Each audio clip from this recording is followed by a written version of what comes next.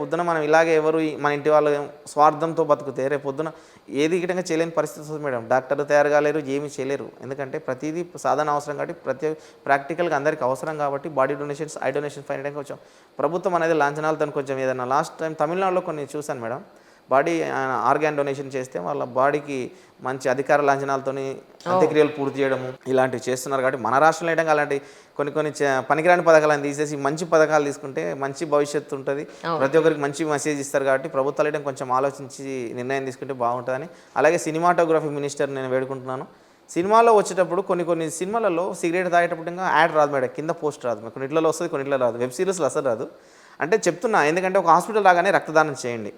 Body చనిపోయినప్పుడు body donation, eye donation సాధ్యమైంది ఏది. ఇప్పుడు ఆర్గాన్ డొనేషన్ అంటే సాధ్యమైనంత వరకు అన్ని పర్ఫెక్ట్ అయింది. ఎందుకంటే జీవనదానాలు బాగా పనిచేస్తున్నారు. ప్రతి హాస్పిటల్లో నెంబర్ పెట్టారు. ఎవరైనా ఆర్గాన్ బ్రెయిన్ డెడ్ అయితే కనుక వాళ్ళు వెంటనే ఇన్ఫర్మేషన్ ఇచ్చి వాళ్ళు వచ్చి మోటివేషన్ చేసి తీసుకెళ్తున్నారు. అది ఓకే.